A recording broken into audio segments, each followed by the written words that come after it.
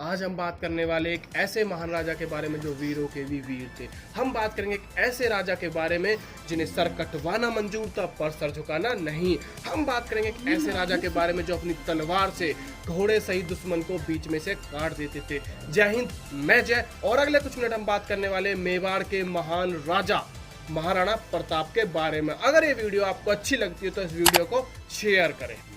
महाराणा प्रताप का जन्म 9 मई 1540 को उदय सिंह के यहाँ कुंभलगढ़ में हुआ था। उनकी माता का नाम जयवंती बाई था।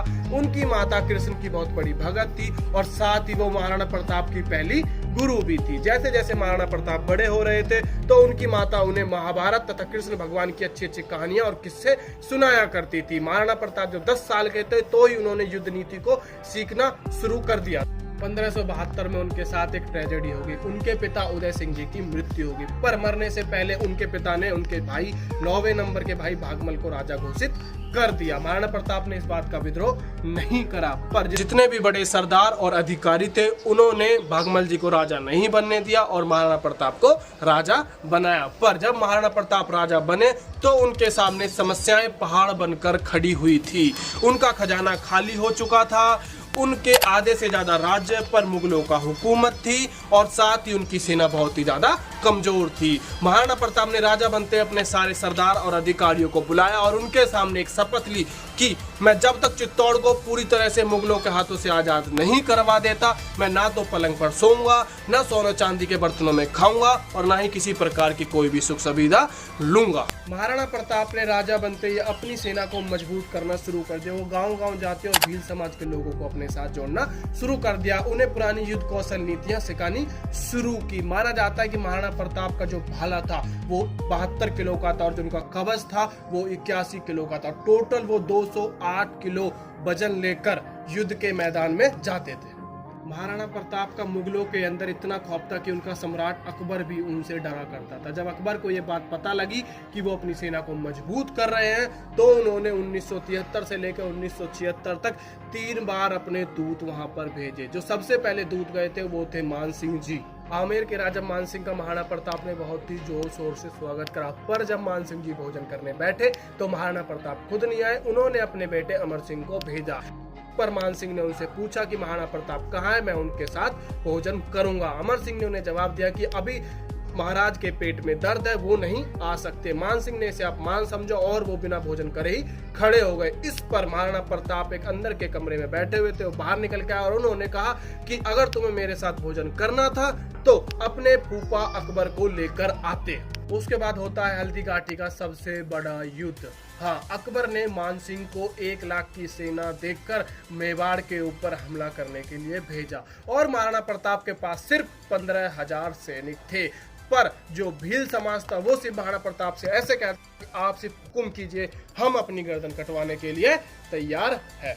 आज भी हल्दी घाटी के अंदर तलवारें भालों का जत्था मिलता है। 19 का हल्दी घाटी का युद्ध शायद महाभारत के बाद सबसे भयंकर युद्ध था। एक तरफ थी 1 लाख की सेना और दूसरी तरफ थे कुल 15। जब यह भयंकर युद्ध हो रहा था तो महाराणा प्रताप सीधे मान सिंह से जा भिड़े। मान सिंह एक हाथी की पीठ पर बैठे हुए थे तो महाराणा प्रताप ने अपने घोड़े के दोनों खुरों को उनकी हाथी से सटा दिया और उनके साथ युद्ध करने लगे। मान सिंह डर के मारे अपने हाथी की पीठ पर छुप गए।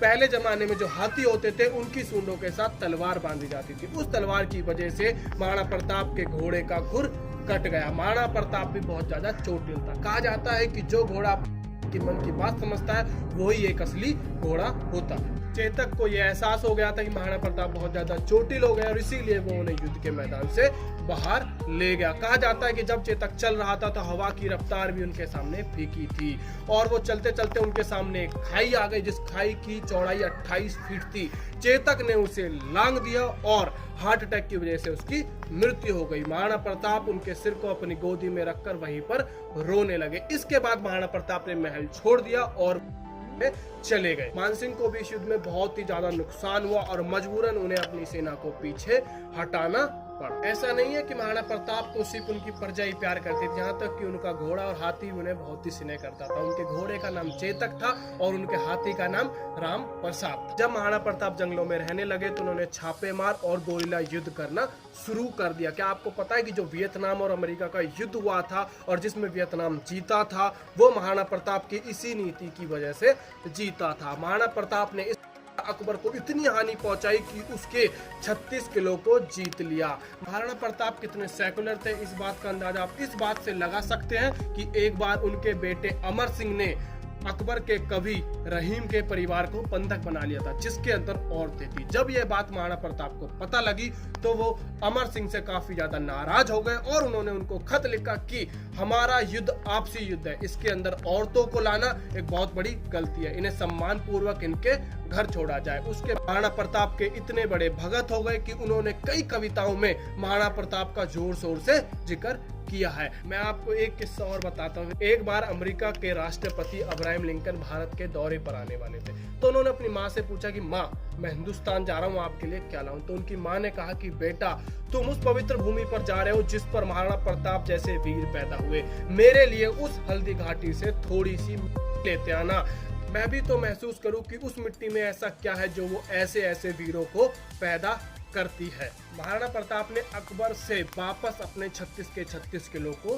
जीत लिया था, इसलिए लास्ट 1586 में अकबर ने दोबारा 40,000 की सेना लेकर अपने चाचा को उनसे युद्ध करने के लिए भेजा। इस युद्ध में उनके चाचा मारे गए और 40,000 सैनिकों ने आत्मसमर्पण कर दिया। महाराणा प्रताप की जो हाइट थी वो 7 फुट 5 इंच थी। एक बार 1597 में वो शिकार खेलने जंगल गए और वहां पर वो शेर का शिकार करते समय घायल हो गए। इसके बाद वो कभी उभर नहीं सके और 19 फरवरी 1597 को उनकी मृत्यु हो गई। कहा जाता है कि जब अकबर की सभा में यह संदेश सुनाया गया कि महाराणा प्रताप की मृत्यु हो गई थी, तो अकबर फिर श्रम से झुक गया, उनकी आंखों से आंसुओं की धार बहने लगी और उन्होंने कहा कि आज एक वीर की इस दुनिया से रुस्कत हो गई और ऐसा वीर जिसे मैं क्या इस दुनिया में कोई भी नहीं झुका पाया।